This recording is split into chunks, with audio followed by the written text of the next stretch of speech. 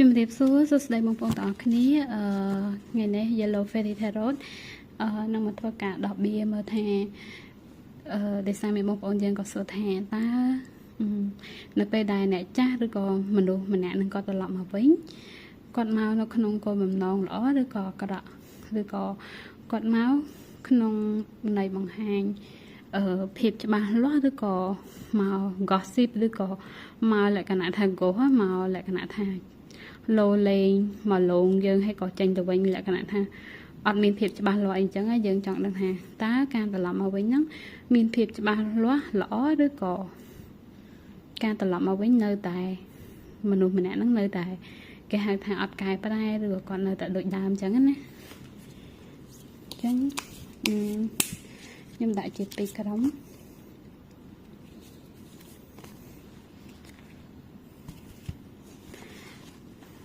នេះជាក្រុមទី1នេះជាក្រុមទី2ខ្ញុំអត់មានការបកស្រាយទៅលើស្លឹកបៀននេះទេគឺវាគ្រាន់តែជារូបភាពតំណាងនៃក្រុមនីមួយៗប៉ុណ្ណោះអញ្ចឹង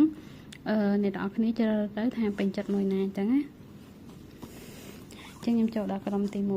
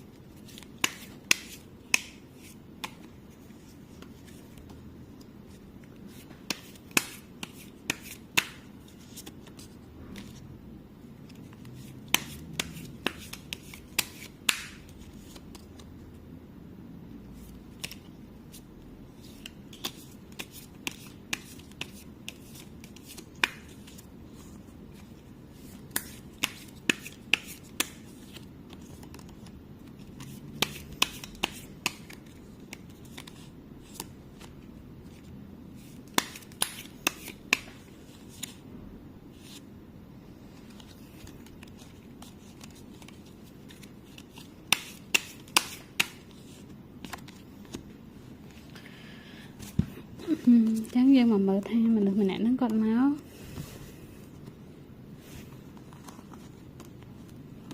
អូខេ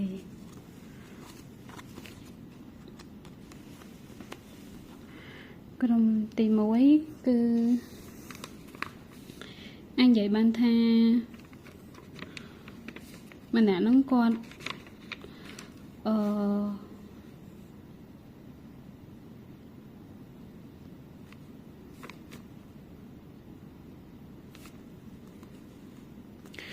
អ្នកទាំងអស់គ្នាខ្ញុំធ្វើការដោះបៀននេះគឺ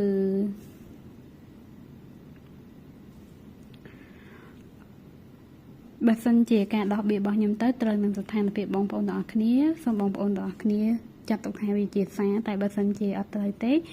សូមបងប្អូនទាំងអស់គ្នាចាត់ទុកថាជាការស្ដាប់កំសាន្តលេងអញ្ចឹងណាព្រោះអីនៅក្នុងនេះគឺវាមានធម៌ពលដែរវិជ្ជមាននិងអវិជ្ជមាននៅក្នុងនោះអញ្ចឹងការត្រឡប់របស់មនុស្សម្នាក់ហ្នឹងអញនិយាយថាពេលដែលគេត្រឡប់មកវាគឺជាការបង្ហាញការពិតមួយដែរអញនិយាយថាការដែលអ្នកទាំងអស់គ្នាបែកគ្នាអ្នកទាំងអស់គ្នាប្រហែលជានៅមានមន្ទិលសង្ស័យនៅក្នុងបញ្ហាមួយហ្នឹងប៉ុន្តែការត្រឡប់មកវិញហ្នឹងគឺធ្វើឲ្យអ្នកទាំងអស់គ្នាដឹងការពិតអញ្ចឹងអាចជាគេហៅថា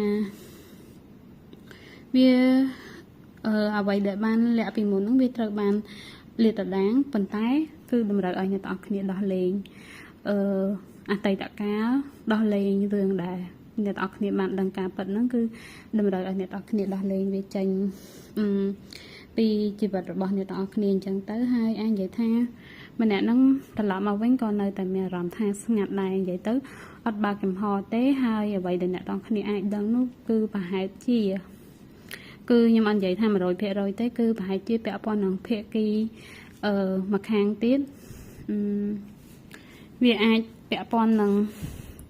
ភាគីទី3គឺអាស្រ័យលើស្ថានភាពគឺអ្នកខ្លះអាចពាក់ព័ន្ធនឹងការងារអ្នកខ្លះទៀតគឺអាចពាក់ព័ន្ធជាមនុស្សតែម្ដងជាមនុស្សទី3តែម្ដងអញ្ចឹងអញនឹងអ្នកទាំងអស់គ្នាបានដឹងរឿងហ្នឹងឬក៏ពីមុនមកមនុស្សម្នាក់ហ្នឹងគឺគាត់ធ្លាប់ ធ្វើឲ្យអ្នកទាំងអស់គ្នាខូចចិត្តពាក់ព័ន្ធនឹងគាត់អាចនិយាយថាគាត់លួចលាក់ឬក៏គាត់អាចថាធ្លាប់មានទំនាក់ទំនងជាមួយមនុស្សម្នាក់ផ្សេងទៀតអីអញ្ចឹងណាអញ្ចឹងក៏ធ្វើឲ្យអ្នកទាំងអស់គ្នាបានដឹងការពិតហើយមនុស្សម្នាក់ហ្នឹងនៅតែគេហៅថាមានអារម្មណ៍ថាស្ងាត់ស្ងៀមអីអញ្ចឹងណាហ្នឹងហើយគេអាចនឹងមកនិយាយមួយអ្នកទាំងអស់គ្នាដោយផ្ទាល់ឬក៏ដោយមានភាពចាស់ទុំនៅក្នុងការនិយាយគ្នាជាមួយអ្នកទាំងអស់គ្នាគឺបែបហ្នឹងហើយការត្រឡប់មកវិញរបស់គេគឺវាមានធម៌ពលមិនចូលគ្នាអ្នកទាំងអស់គ្នាអញ្ចឹងវាតម្រូវថាតើអ្នកទាំងអស់គ្នាទទួលយកការត្រឡប់មកវិញហើយទទួលដឹងនៃការពិតដែលវាបានលាតត្រដាងហើយអ្នកទាំងអស់គ្នាទទួលយកវាបានអត់ហើយនឹងអ្នកទាំងអស់គ្នាសម្រេចថាជ្រើសរើសលើផ្លូវជាមួយមនុស្សម្នាក់នឹងឬក៏អត់គឺអាស្រ័យលើអ្នកទាំងអស់គ្នាគឺអាចនិយាយថាបន្ទាប់ពីការជឿចាប់ពីការមានទំនាក់ទំនងពីមុនដែលគេធ្លាប់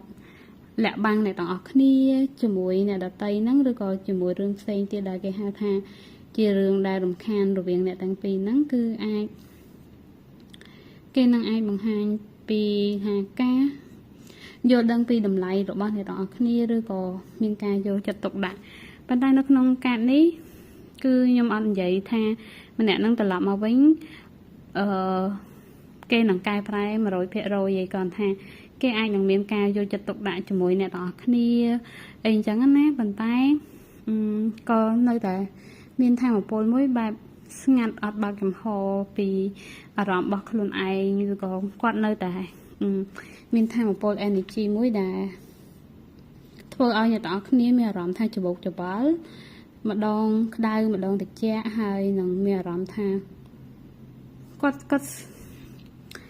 ស្ងាត់ស្ងៀមអញ្ចឹងនៅក្នុងការហ្នឹងគឺភាគរយដែរម្នាក់ហ្នឹងគាត់ត្រឡប់មកវិញមាន attention ល្អមានគោលបំណងល្អជាមួយអ្នកទាំងអស់គ្នាគឺ50-50អ្នកទាំងអស់គ្នាអញ្ចឹងអាស្រ័យលើអ្នកទាំងអស់គ្នាទេថាចង់សម្រេចចិត្តបន្តតំណែងទំនងជាមួយអ្នកចាស់ដែលគាត់ចង់ត្រឡប់មកវិញឬក៏អត់គឺអាស្រ័យលើអ្នកទាំងអស់គ្នាហើយអាស្រ័យលើទង្វើរបស់គេដែលបង្ហាញអ្នកទាំងអស់គ្នាហើយអ្នកទាំងអស់គ្នាទទួលយកគេបានអត់អញ្ចឹងណាព្រោះថាការត្រឡប់មកវិញហ្នឹងអាចធ្វើឲ្យអ្នកទាំងអស់គ្នាដឹងការពិតពីរឿងអ្វីមួយដែលរឿងហ្នឹងគឺអាចពាក់ព័ន្ធនឹងការជ្រើសរើសយកការងារឬក៏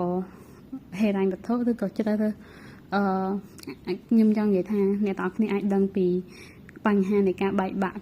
ឬក៏កាលមុនហ្នឹងមានចំនួនហ្នឹងគឺអាចពាក់ព័ន្ធទី1គឺមនុស្សតែម្ដងមនុស្សទី3ទី2គឺមិនមែនជាមនុស្សទី3ទេគឺពាក់ព័ន្ធនឹងលុយកាក់នឹងផ្នែកហិរញ្ញវត្ថុឬការងារដែលវាចូលមករំខានទំនាក់ទំនងរបស់អ្នកទាំងអស់គ្នាពីមុនអញ្ចឹងណាអញ្ចឹងអាចធ្វើឲ្យអ្នកទាំងអស់គ្នាដឹងរឿងហ្នឹងហើយតម្រូវឲ្យអ្នកទាំងអស់គ្នាដោះលែងអតីតកាលហ្នឹងចេញប៉ុន្តែមនុស្សម្នាក់ហ្នឹងគាត់នៅតែស្ងាត់រក្សាគោលចំហមួយគេហៅថា cool ក្តៅត្រជាក់ប៉ុន្តែនិយាយមួយអ្នកទាំងអស់គ្នាបែបជាមនុស្សចាស់ទុំអត់លេងសើចអីទេដែលគេត្រឡប់មកវិញគេអាចនិយាយថាតចរិតគេរៀងចាស់ទុំប៉ុន្តែអ្វីដែលអត់កែប្រែឬក៏អ្វីដែលខ្ញុំមើលឃើញនៅក្នុងធម៌ពលនេះគឺម្នាក់នឹងអាចគេថាធ្វើឲ្យអ្នកទាំងអស់គ្នាមានអារម្មណ៍អត់ច្បាស់អត់ clear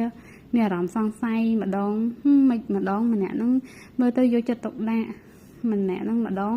មើលទៅ cool ស្ងាត់ម៉េះត្រជាក់ម៉េះអញ្ចឹងណាអាចអ្នកនរគ្នានឹងមានអារម្មណ៍បែបហ្នឹងបើសិនជាគេវិលត្រឡប់មកវិញហើយចាប់ផ្ដើមតំណែងតំណងជាមួយគ្នាប៉ុន្តែអ្នកនរគ្នាអាស្រ័យលើការសម្រេចចិត្តទេថាអ្នកនរគ្នាចង់បន្តតំណែងតំណងបែបហ្នឹងជាមួយគេទៀតអត់អញ្ចឹងណាអញ្ចឹងតែការត្រឡប់មកវិញរបស់គេក៏មិនមែនសុទ្ធតែអាក្រក់ទេអ្នកទាំងអស់គ្នាអាចនិយាយថាគេនឹងយកចិត្តទុកដាក់អ្នកទាំងអស់គ្នាយកចិត្តទុកដាក់គេអាចមើលឃើញពីតម្លៃរបស់អ្នកទាំងអស់គ្នាអ្នកទាំងអស់គ្នាជាមនុស្សមានតម្លៃអីចឹងទៅហើយគេនិយាយបែបចាស់ទុំគេបែបលេងសើចឬក៏ចូលមកលក្ខណៈថាលងមកលោយើងលេងហើយក៏ចេញទៅវិញគឺអត់មានធម៌ពលបែបហ្នឹងប៉ុន្តែធម៌ពលគឺម្នាក់ហ្នឹងគាត់នៅតែ cool ចឹងនិយាយចឹងណា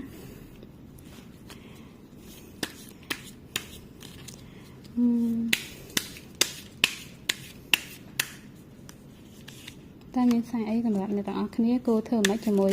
ការវិលត្រឡប់មកគេវិញហ្នឹង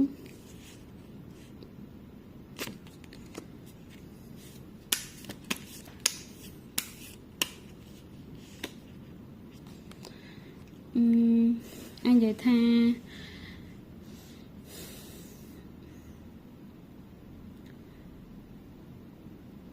បើសិនជាអ្នកទាំងអស់គ្នាចង់កសាងទំនុកចិត្តឡើងវិញគឺ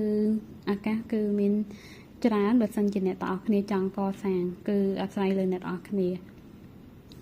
ពាក់ព័ន្ធនឹងស្នេហាឬក៏ស្ថិរភាពរបស់ទំនាក់ទំនងនៃរបស់មនុស្សអ្នកចាស់ដែលគេត្រឡប់មករកអ្នកទាំងអស់គ្នាវិញអញ្ចឹងណាហើយដូចខ្ញុំនិយាយចឹងការហ្នឹងគឺថាអាចនឹងមានធម៌ពលបើគេអាចនៅតែមានធម៌ពលដូចដើមអញ្ចឹងតម្រូវឲ្យអ្នកនរគ្នាធ្វើការសម្រេចចិត្តដោយខ្លួនឯងឲ្យច្បាស់លាស់អាចមើលឃើញថាម្នាក់ហ្នឹងត្រឡប់មកវិញលឿនអីអញ្ចឹងវាមានធម៌ពលល្អដែរប៉ុន្តែវាក៏បង្ហាញពីមានអារម្មណ៍ថារំភើបដែលគេត្រឡប់មកវិញអញ្ចឹងណាប៉ុន្តែក្នុងការនេះគឺប្រាប់ថាអាចនឹងមានធម៌ពលម្នាក់ហ្នឹងគាត់នៅដូចដើមគាត់អត្តចរិតដែលធ្លាប់មានជាមួយអ្នកទាំងអស់គ្នាពីមុនហ្នឹងគឺគាត់នៅដូចដើមជាមួយអ្នកទាំងអស់គ្នាតែអ្វីដែលផ្លាស់ប្ដូរគាត់អាចនឹងមើលឃើញពីតម្លៃរបស់អ្នកទាំងអស់គ្នាខ្លាំងជាងមុនមានភាពចាស់ទុំជាងមុនជាមួយអ្នកទាំងអស់គ្នានិយាយទៅក្នុងការក្រុមទី1អ្នកទាំងអស់គ្នាខ្ញុំសុំទោសបើសិនជាខ្ញុំនិយាយទៅរៀងប៉ះពាល់ឬក៏ sensitive ដល់អារម្មណ៍របស់អ្នកទាំងអស់គ្នាអញ្ចឹងណាខ្ញុំសូមឲ្យអ្នកនរគ្នាធ្វើការសម្រេចចិត្តតាមបេះដូងនេះគ្រាន់តែជាការដែលខ្ញុំអានគឺជាសារដែលខ្ញុំអានសម្រាប់អ្នកដែលគាត់រើសក្រុមទី1គឺខ្ញុំសូមឲ្យអ្នកនរគ្នាជ្រើសរើសយកស្រឡាញ់ខ្លួនឯងជ្រើសរើសផ្លូវខ្លួនឯងបើមើលថាគេត្រឡប់មកវិញឃើញគេឲ្យតម្លៃអ្នកនរគ្នាគេផ្ដល់ភាពចាស់ទុំគេអត់ខូលអត់តិចគឺអត់ក្តៅអត់តិចគឺអ្នកទាំងអស់គ្នាអាចសម្រេចចិត្តជ្រើសរើសដើរផ្លូវជាមួយម្នាក់នឹងបានប៉ុន្តែបើសិនជាគេបង្ហាញអត្តចរិតថាអ្នកទាំងអស់គ្នាមើលឃើញថាមពលអត់សូវល្អតាំងពីពេលដែលគេត្រឡប់មកវិញម្ដងទៀតហ្នឹងឃើញគេស្តៀងការមុនហ្នឹងគឺការសូមឲ្យអ្នកទាំងអស់គ្នាជ្រើសរើសស្រឡាញ់ខ្លួនឯងកុំជ្រើសរើសដើរផ្លូវដើមព្រោះថាគេអាចមានថាមពលដូចដើមឬក៏មានការចាក់ចេញម្ដងទៀតបើសិនជាយើងយល់ព្រមដើរផ្លូវនឹងជាមួយគេទាំងដែលគេអត់បានកែប្រែអត្តចរិតខ្លួនឯងអញ្ចឹងក្នុងការហ្នឹងគឺតម្រូវឲ្យអ្នកនរគ្នាមើលគេបើសិនជាគេផ្ដល់តម្លៃគេនិយាយដោយភាពចាស់ទុំជាមួយអ្នកនរគ្នាអ្នកនរគ្នាអាចបន្តដំណើរនឹងជាមួយគេបានអូខេអញ្ចឹងខ្ញុំចូលដល់ក្រុមទី2បងប្អូនទាំងអស់គ្នាបើសិនជាការបកស្រាយរបស់ខ្ញុំទៅប៉ះពាល់អារម្មណ៍បងប្អូនទាំងអស់គ្នាសូមបងប្អូនទាំងអស់គ្នាចាប់ទុកថាវាគឺជាការស្ដាប់កំសាន្តណាសូមបងប្អូនទាំងអស់គ្នាកុំយកចិត្តទុកដាក់ឬក៏គិតដល់ធ្វើឲ្យខ្លួនឯងមានអារម្មណ៍ថា sensitive អីអញ្ចឹងបើសិនជាអ្នកទាំងអស់គ្នាចង់បន្តផ្លូវដើរជាមួយអ្នកចាស់គឺសូមឲ្យអ្នកទាំងអស់គ្នាសម្រេចចិត្តដោយច្បាស់លាស់ដោយតាមបេះដូងខ្លួនឯងណាតែគេត្រឡប់មកល្អឬក៏អត់គេច្បាស់លាស់ជាមួយយើងអត់ក្រុមទី2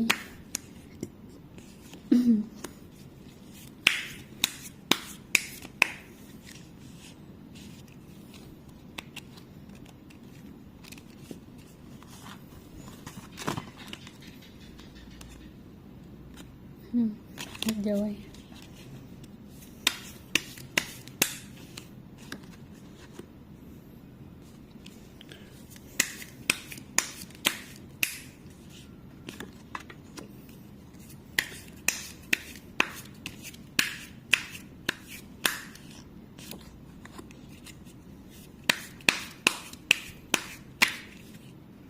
អូខេក្រុមទី2អញនិយាយបានថា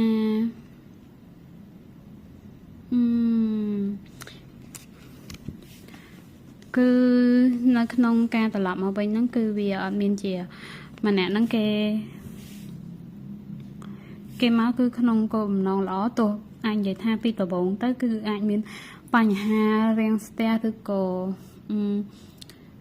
ដូចជាមានអ្វីមករៀបរៀងអ្នកទាំងពីរអីអញ្ចឹងណា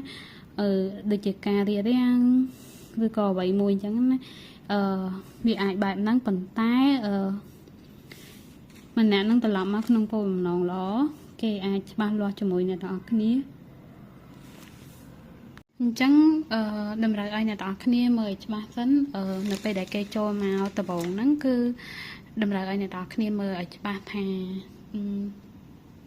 ម្នាក់ហ្នឹងគាត់មកគឺតម្រូវឲ្យអ្នកទាំងអស់គ្នាហ្នឹងពិនិត្យមើលឡើងវិញវាអាចមានការរលូនឬអត់ព្រោះអីនៅក្នុងការនេះនៅពេលដែលអ្នកទាំងអស់គ្នាបានពិនិត្យមើលឡើងវិញរួចរាល់នៅពេលដែលអ្នកទាំងអស់គ្នាច្បាស់ក្នុងចិត្តថាគេមកហ្នឹងតំណែងតំណងហ្នឹងវារលូនចាំឲ្យអ្នកទាំងអស់គ្នាសម្រេចចិត្តណាព្រោះគឺមានធម៌ពលវិជ្ជមានច្រើនគឺមានធម៌ពលវិជ្ជមានច្រើនអ្នកទាំងអស់គ្នាប៉ុន្តែគឺតម្រូវឲ្យអ្នកទាំងអស់គ្នាត្រូវចេះពិនិត្យមើលពិចារណាជាលើកដំបូងនៅពេលដែលគេត្រឡប់មកបើសិនជាអ្នកទាំងអស់គ្នាមើលឃើញសញ្ញាវិជ្ជមានគឺតម្រូវឲ្យអ្នកទាំងអស់គ្នាអាចនឹងបន្តដំណើរជាមួយនឹងមនុស្សម្នាក់ហ្នឹងព្រោះអីបើសិនជាគេមកផ្ដល់នៅធម៌ពលវិជ្ជមានជូនអ្នកទាំងអស់គ្នាគឺមនុស្សម្នាក់ហ្នឹងគេនឹងផ្ដល់គេហៅថាក្តីស្រឡាញ់ដែលមានភាពច្បាស់លាស់ជូនអ្នកទាំងអស់គ្នាគាត់អាចនិយាយថាគេផ្ដល់តម្លៃមានការយកចិត្តទុកដាក់ចំពោះអ្នកទាំងអស់គ្នាវាជាគេហៅថាជាក្តីស្រឡាញ់មួយដែលអាចថាតំណែងតំណងដែលកើតឡើងហ្នឹងគឺជាតំណែងតំណងស្នេហាពិតប្រាកដដែលមានទៅវិញទៅមកចំពោះគ្នាគេនឹងផ្ដល់ឲ្យអ្នកទាំងអស់គ្នាបែបហ្នឹងប៉ុន្តែនៅក្នុងហ្នឹងគឺដូចខ្ញុំនិយាយចឹងគឺវាមានសញ្ញាខ្លះដែលវាមានភាពយឺតមានវាដូចអារម្មណ៍វាលាយបញ្ចូលគ្នាអាច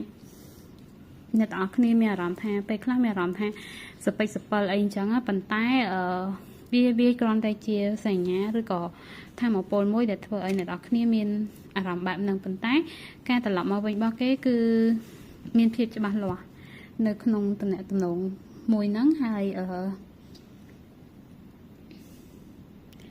វាអាចឆ្ពោះទៅមុខគេមកគឺនៅក្នុងគោលបំណងល្អប៉ុន្តែគឺតម្រូវឲ្យមានការព្យាបាលដែរព្រោះអីធម្មតាយើងធ្លាប់មានបញ្ហាមួយគ្នាអញ្ចឹងពេលដែលត្រឡប់មកវិញជាមួយគ្នាហ្នឹងគឺយើងក្រូទៅមុខគឺថាធ្វើដំណើរឆ្ពោះទៅមុខជាមួយគ្នាស្របពេលជាមួយពេលហ្នឹងគឺមានការ healing ការព្យាបាលបេះដូងគ្នាទៅវិញទៅមកឲ្យវាមានភាពល្អប្រសើរឡើងជាងមុនណាដូចឧទាហរណ៍ថាអ្នកទាំងអស់គ្នាធ្លាប់មានបញ្ហាមួយគេអញ្ចឹងពេលដែលត្រឡប់មកវិញបញ្ហាហ្នឹងវាបានដោះស្រាយវាដកជាប់នៅក្នុងចិត្តនៅក្នុងអារម្មណ៍ឬក៏នៅក្នុងបេះដូងរបស់អ្នកទាំងអស់គ្នាគឺអ្នកទាំងពីរអ្នកហ្នឹងគឺមានការព្យាបាលវាប៉ះប៉ូវវាម្ដងតិចម្ដងតិចឲ្យវាដំណើរការឲ្យស្ថានភាពឬក៏រឿងទាំងឡាយហ្នឹងវាកន្លងផុតទៅអញ្ចឹងណាដែលវាមិនវាលែងជាការរារាំងឬក៏ជាឧបសគ្គរបស់អ្នកទាំងអស់គ្នាជាមួយមនុស្សម្នាក់ហ្នឹង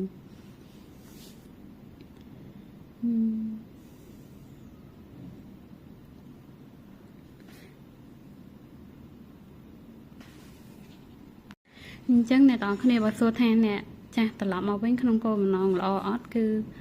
ខ្ញុំគិតថាមានគោលបំណងល្អគឺរហូតដល់80% 70ទៅ80%ប៉ុន្តែតម្រូវឲ្យអ្នកនរគ្នាត្រូវថ្លឹងថ្លែងមើលឲ្យបានច្បាស់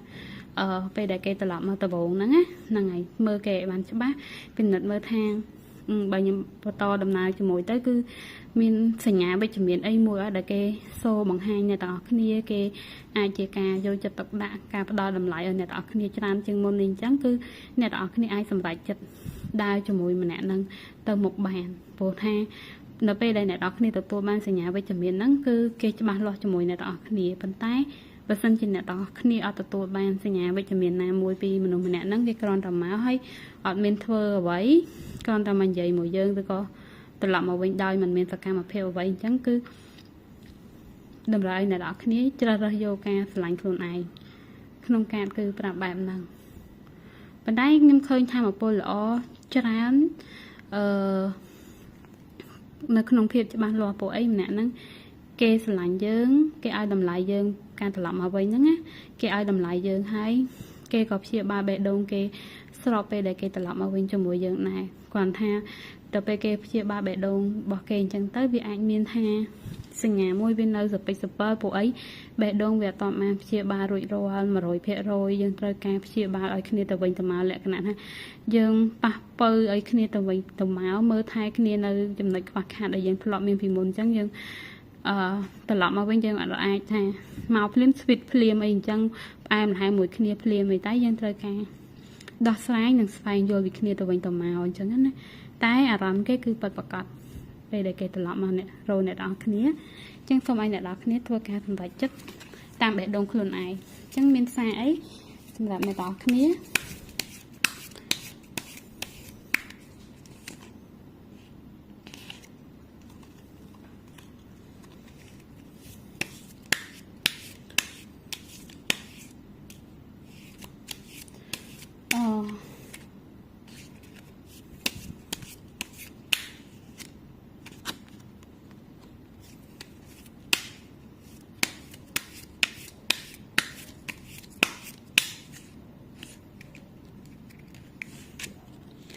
បង្ហាញថាអ្នកទាំងពីរនឹងមានឱកាសទី2ជាមួយគ្នា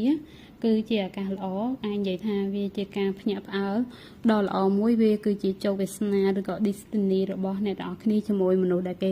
ត្រឡប់មកវិញណាយ៉ាអញ្ចឹងអ្នកទាំងអស់គ្នាមានឃើញលេខ822នេះអត់បើយើងយក8បូក2ទៅគឺ10វាគឺជាការចាប់ផ្ដើមថ្មីមួយចំណែកលេខ22គឺជាលេខស្នេហាជាលេខគូលេខ soulmate លេខនៃក្តីស្រឡាញ់អញ្ចឹងប្រៀបដូចជាចក្រវាលប្រៀបដូចជាព្រេងវាសនាឬក៏ព្រំលិខិត destiny love របស់អ្នកទាំងអស់គ្នាការត្រឡប់មកវិញរបស់មនុស្សម្នាក់ហ្នឹងគឺមានការប្រែប្រួលបែបហ្នឹងគឺមានការភ្ញាក់ផ្អើលខ្លាំងមែនទែនហើយវាក៏ជាឱកាសទី2ជាឱកាសដែលល្អសម្រាប់អ្នកទាំងអស់គ្នាអាចនិយាយបានថា